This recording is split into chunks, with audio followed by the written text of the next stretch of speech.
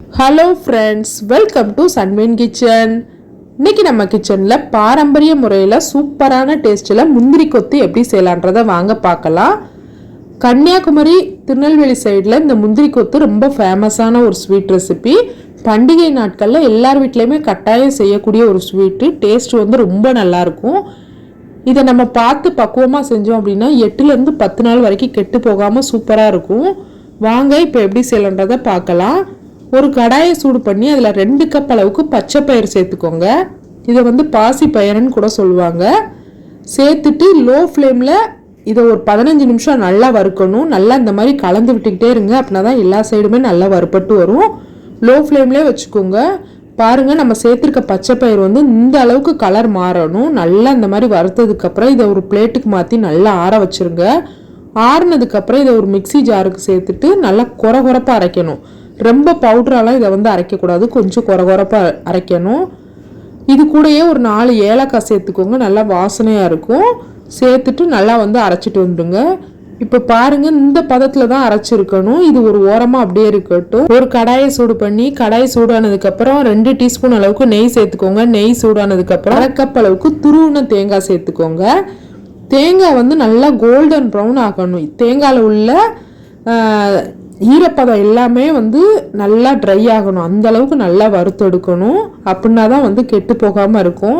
இந்த அளவுக்கு வறுத்ததுக்கப்புறம் அதை ஒரு பிளேட்டில் தனியாக மாற்றி வச்சுட்டு அதே கடாயில் 1/2 கப் அளவுக்கு நாட்டு சக்கரை சேர்த்துக்கோங்க. 1/4 கப் அளவுக்கு தண்ணி சேர்த்துக்கோங்க. 2 கப் பச்சை பயிருக்கு 1/2 கப் நாட்டு சக்கரை கரெக்டான அளவாக இருக்கும். சேர்த்துட்டு இப்போ நல்லா கொதிச்சதுக்கப்புறம் ஒருவேளை நீங்கள் இதில் தூசி எதுவும் இருக்கும்னு நினச்சிங்க அப்படின்னா சர்க்கரையில் அதை வடிகட்டிக்கோங்க. இதில் வந்து தூசி எதுவும் இருக்காது, அதனால் நான் அப்படியே சேர்த்துக்கிறேன். நல்லா கொதிச்சதுக்கப்புறம் நீங்கள் இந்த மாதிரி ஒரு டைம் தொட்டு பார்த்தீங்கன்னா லைட்டாக வந்து ஒரு கம்பி வர்ற மாதிரி இருக்கணும். லைட்டாக மட்டும்தான், ரொம்ப அதிகமாகிட்டு அப்படின்னா லட்டு வந்து டைட்டாக ஆரம்பிச்சிரும். நம்ம பிசுபிசுப்பு தன்மையோட ஒரு கம்பி பதம் இருந்துச்சு அப்படின்னா கரெக்டாக இருக்கும். அடுப்பை ஆஃப் பண்ணதுக்கப்புறமா நம்ம பொடிச்சு வச்சுருக்க பச்சை பயிரையும் வறுத்து வச்சுருக்க தேங்காவையும் சேர்த்து நல்லா கலந்து விட்டுக்கிட்டே இருங்க. இந்த மாதிரி நீங்கள் கலந்து விட்டுக்கிட்டே இருந்தீங்கன்னா லட்டு பிடிக்கிற ஸ்டேஜுக்கு வந்துடும். எல்லாமே நல்லா ஒன்று சேர்ந்து வந்திருக்கு.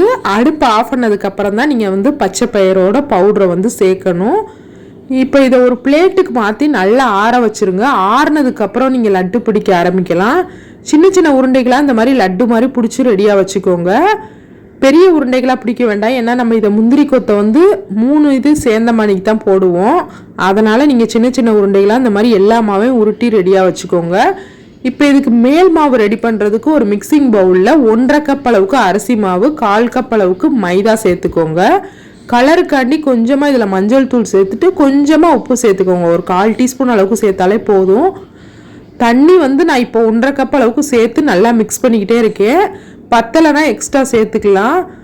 மஞ்சள் தூள் வந்து நீங்கள் பத்தலை அப்படின்னா எக்ஸ்ட்ரா சேர்த்துக்கோங்க. தண்ணி வந்து ஒவ்வொரு அரிசி மாவை பொறுத்து தண்ணியோட அளவு வந்து மாறுபடும். அதனால நீங்கள் வந்து தண்ணி பார்த்து சேர்த்துக்கோங்க. மாவு வந்து இட்லி மாவோட கொஞ்சம் வந்து லூஸாக இருக்கணும். பாருங்கள், இந்த மாதிரி இருக்கணும். கரெக்டாக வந்து 1/2 கப்லேருந்து 1.25 கப்புக்குள்ளே தேவைப்படும் தண்ணி. இந்த மாதிரி இருக்கணும் எடுத்து ஊற்றும் போது. இப்போ மாவு ரெடியாக இருக்குது. நம்ம உருட்டி வச்சுருக்க அந்த உருண்டைகளை வந்து எடுத்துக்கணும். இது முந்திரி கொத்து அப்படின்றதுனால இந்த மாதிரி 3ஆக சேர்த்து தான் வந்து போடணும். நீங்கள் உங்களுக்கு தனித்தனியாக வேணும்னா அந்த மாதிரி போட்டுக்கோங்க. ஆனால் கடைகளெல்லாம் இந்த மாதிரி 3ஆக சேர்த்து தான் இந்த மாதிரி முந்திரி கொத்து வந்து போடுவாங்க. நல்லா மாவில் முக்கிட்டு நம்ம கடாயில் வந்து எண்ணெயை சூடு பண்ணி வச்சுட்டு அடுப்பை மீடியம் ஃப்ளேமில் வச்சுக்கோங்க. எண்ணெய் சூடானதுக்கப்புறம் இந்த மாதிரி 3 சேர்த்து போட்டிங்க அப்படின்னா சூப்பராக ரெடி ஆயிரும். நான் ஏற்கனவே ஒரு ட்ரிப்பு போட்டு எடுத்துருக்கேன். இது வந்து 2வது ட்ரிப் தான் இப்போ உங்கள்கிட்ட வீடியோவில் காட்டுறேன்.